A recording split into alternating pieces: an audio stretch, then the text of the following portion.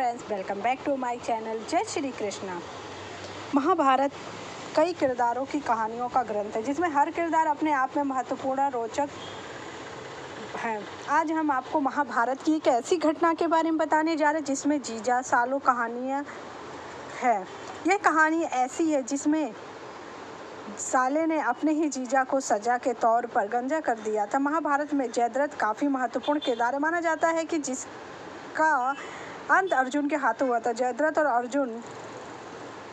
जयद्रथ के कारनामों की वजह से इनकी बहुत किरकिरी हुई। जयद्रथ ने अपने ही साले की पत्नी का अपहरण करने का प्रयास किया जिसका खामियाजा उसे भुगतना पड़ा। चलिए जानते हैं क्या है कथा।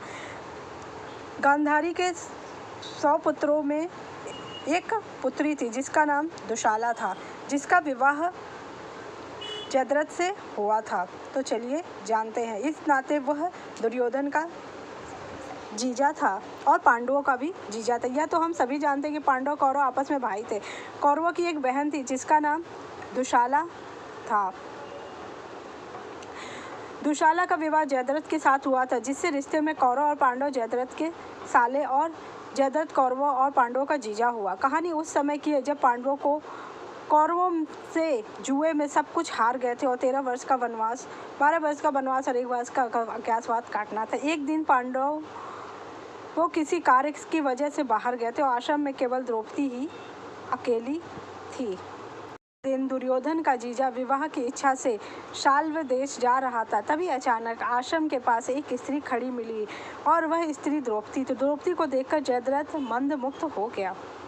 जयद्रथ ने अपनी सेना को वहीं रोककर अपने मित्र कोटिकास से कहा कि हे कोटिक, एक बार जरा जानकारी लेकर आओ कि आखिर आश्रम के पास खड़ी स्त्री कौन है। अगर यह स्त्री मुझे मिल जाए तो फिर मुझे विवाह के लिए शाल्व देश जाने की क्या आवश्यकता। जयद्रथ के आदर्श पर कोटिकास द्रौपदी के पास पहुंचा और कहा कि हे देवी, आप कौन है? कहीं आप कोई देव कन्या या अप्सरा तो नहीं है? द्रौपदी ने कहा कि माँ, 5 पांडवों की पत्नी द्रौपदी हूँ और मेरे पति अभी आने वाले हैं, तो कृपया आप मेरे लोग आतिथ्य स्वीकार करने के लिए ही यहाँ से प्रस्थान करें। आप लोगों से विनती है कि आप लोग कुछ समय के लिए कुटिया के बाहर विश्राम करें और मैं आप लोगों के लिए भोजन का प्रबंध करती हूँ।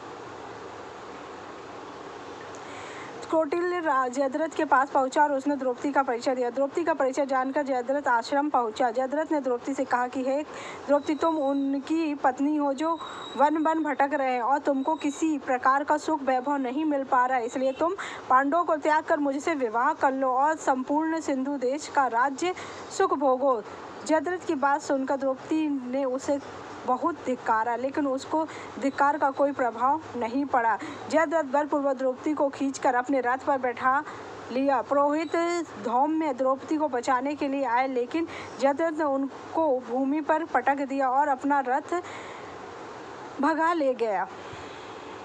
देर बाद जब पांडव वापस लौटे तब पुरोहित और दासी ने पूरी घटना के बारे में जानकारी दी। द्रौपदी के अपहरण का समाचार सुनकर 5 पांडव जयद्रथ के पीछे चले गए। कुछ देर बाद जयद्रथ ने देखा कि पांडव पीछे आ रहे हैं, तब उसने द्रौपदी को छोड़ दिया और कहा वहां से भागने लगा, लेकिन भीम और अर्जुन उसका पीछा करने लगा और उसको बंदी बना लिया। बंदी बनने के बाद जयद्रथ को मृत्यु दंड देने लगे। तब युधिष्ठिर ने कहा कि यह हमारी बहन दुशाला के पति, इसलिए हमको इनको मृत्यु दंड दे नहीं सकते। साथ में द्रौपदी ने भी पांडवों को ऐसा करने से रोका। द्रौपदी ने कहा कि जयद्रथ के सारे वाट काट दो और बाल काट दो, केवल 5 चोटियां छोड़ दो ताकि वह किसी को मुंह दिखाने के लिए एक ना रहे। जयद्रथ इस घटना के बाद पांडवों से बदला लेने की योजना बनाया और उसने भगवान शिव की तपस्या की। अर्जुन को छोड़कर किसी अन्य पांडव से ना हारने का वरदान महादेव ने उसको दिया था।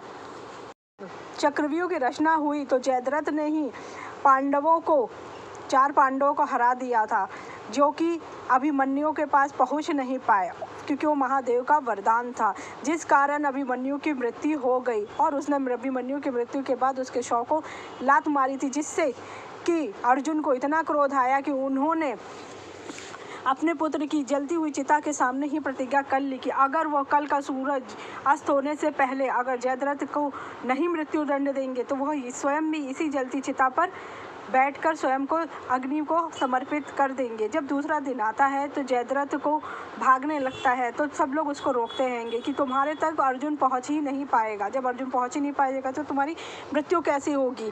तब भगवान एक लीला रचते हैं। भगवान जानते थे कि जयद्रथ इतने लोगों के बीच में जाके छुपा है। अगर कुछ देर के लिए उन्होंने अपनी योग माया के द्वारा सूर्य को अस्त कर दिया और लोगों को लगा कि सूर्य अस्त हो गया, जिससे कि जयद्रथ स्वतः ही सामने आ गया और अर्जुन का मजाक उड़ाने लगा।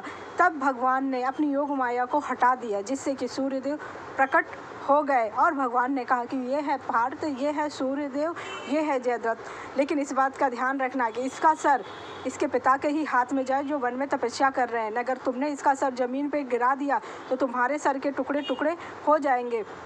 भगवान की आज्ञा मानकर अर्जुन ने वैसा ही किया। अर्जुन ने सर को उसके पिता जहाँ तपस्या कर रहे थे उन्हीं की गोद में डाला और उसके पिता ने जैसे ही सर पटका उसके भी सर के 100 टुकड़े हो गए। अगर आपको मेरी जानकारी अच्छी लगी तो मेरे चैनल को लाइक कीजिए, सब्सक्राइब कीजिए, शेयर कीजिए। Thank you so